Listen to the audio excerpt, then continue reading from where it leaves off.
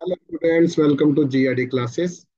जैसा कि last lecture में हमारा टॉपिक था electric potential due to equatorial line and axial line of dipole. तो आज के इस लेक्चर में हमारा टॉपिक रहेगा electric potential due to general point of dipole. तो इलेक्ट्रिक पोटेंशियल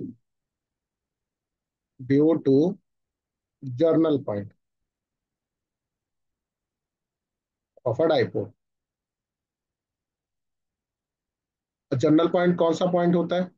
जनरल पॉइंट एक ऐसा पॉइंट होता है, ना तो वो वाई एक्सिस पर होता है, मतलब डाइपोल के वाई एक्सिस पर होगा तो वो क्या होगा, इक्वेटोरियल। एक्स एक्सिस पर होगा तो क्या होगा, एक्सियल।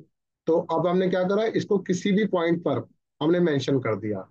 किसी भी क्वाड्रेंट में हम इसे मेंशन कर सकते हैं। तो देखो जरा कैसे करेंगे। मान लिया जाए ये हमारे पास इस तरीके से एक डाइपोल है, और ये जो पॉइंट हम बना रहे हैं ये मैंने यहाँ पर ड्रॉ किया है, पी पॉइंट। अब क्या करते हैं, अब इस डाइपोल के सेंटर से ये वाला डिस्टेंस को मेजर कर देते हैं। और यू नो दैट ओपी की जो वैल्यू रहेगी वो कितनी होगी, आर। यहाँ पे अलग से भी लिख देते हैं कि जो ओपी डिस्टेंस है वो आर ही रहेगा। कितने एंगल पर है, थीटा। अब मैं ये वाली लाइन इसको इस तरीके से ज्वाइन कर देता हूँ। अगर मैं ये वाली लाइन इस तरीके से ज्वाइन करता हूँ तो ये है हमारा पॉइंट ए, ये है बी। यहाँ पर कौन सा चार्ज होता है, प्लस। यहाँ पर कौन सा होता है, माइनस। और ये डाइपोल की लेंथ 2L होती है। सेंटर से एल लेफ्ट में, सेंटर से राइट में भी एल होगी। अच्छा, अब कहता है कि बीपी और एपी बराबर है। आप बोलेंगे नहीं, क्यों? क्योंकि ये किसी एंगल पर हमने पॉइंट लिया है, थीटा एंगल पर। तो मुझे इसको निकालने के लिए, अगर ये एंगल वेरी वेरी स्मॉल है, तो मैं क्या करता हूँ, इसको यहाँ से परपेंडिकुलर ड्रॉ कर देता हूँ। अब ये जो पॉइंट है मेरे पास सी बन गया। अब ओसी जो डिस्टेंस होगा, अब आपको पता है रेक्टेंगुलर कंपोनेंट्स बनाने आते हैं। अगर ये एल है तो बेस वाला कंपोनेंट एल कॉस थीटा होगा। तो ओसी की जो वैल्यू हो जाएगी वो एल कॉस थीटा की बराबर हो जाएगी। तो अगर ये एल कॉस थीटा हो गया तो बीपी जो है वो सीपी की बराबर हो जाएगा। तो बीपी सीपी की बराबर है, that equals to r minus of l cos theta. I hope कि यहाँ तक आपको क्लियर होता है। तो ये साइड आ गई r minus of l cos theta. Similarly अब मैं एपी साइड को निकालना चाहता हूँ। तो मैंने क्या करा, इस तरीके से आगे की तरफ ओपी को एक्सटेंड किया। अगर ये थीटा एंगल है तो बच्चों ये एंगल भी थीटा रहेगा। और इस तरीके से आप परपेंडिकुलर को ड्रॉ कर सकते हैं। ये एल है, दोबारा ये वाली लेंथ को एल कॉस थीटा बोला जाएगा। This point is D. ठीक है। अगर ये ओ डी डिस्टेंस आपका एल कॉस थीटा है, ओ डी डिस्टेंस कितना है बच्चे, एल कॉस थीटा।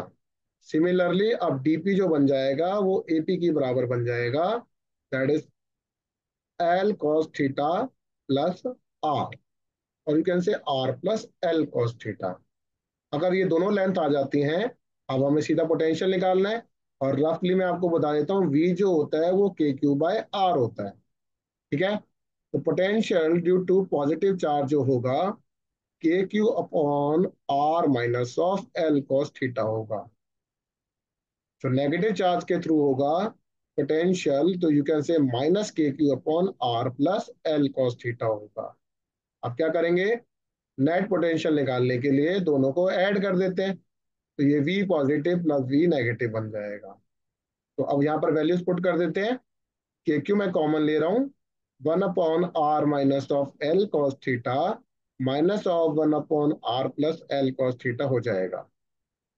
के क्यू वैल्यू हमने बाहर निकाल रखी है पहले से ही। एलसीएम लेंगे, r plus L cos theta, minus का साइन करके साइन को चेंज कर दो, और नीचे बन जाएगा a square minus b square की आइडेंटिटी। अब आर से आर कैंसिल आउट हो रहा है, के क्यू अंदर बन जाएगा 2L cos theta. And you know that q into 2L जो होता है कितना होता है, बताओ जल्दी। तो Q into 2L dipole moment को कहते हैं, दैट इज पी की बराबर। तो यहाँ पर हम लिख सकते हैं कि जो पी है वो क्यू इंटू 2L की बराबर है। We can write q into 2L को हमने पी डिनोट कर दिया, k p cos theta upon r square minus of l square cos square theta. अब एक बात का ध्यान रखेंगे कि जब तक न्यूमरेटर में डाइपोल मोमेंट का साइन ना आ जाए तब तक नीचे वाले पार्ट में कोई चेंज नहीं करना। काफी बार बच्चे ऊपर डाइपोल मोमेंट से पहले नीचे वाले पार्ट को नेग्लेक्ट कर देते हैं, जो बिल्कुल गलत माना जाता है। कई बार जो चेकर होता है एग्जाम में, फाइनल एग्जाम में, तो वो सारे स्टेप्स को देखता है। तो रिक्वेस्ट है बिल्कुल स्टेप वाइज करना है।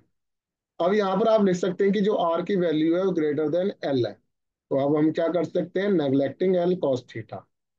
अगर एल कॉस थीटा वाला पार्ट नेग्लेक्ट हो जाएगा तो we can write k p cos theta by r square. ये वी जनरल पॉइंट का हमारे पास स्टैंडर्ड रिजल्ट आ गया। क्या इसी से हम कुछ स्पेशल केस बना सकते हैं?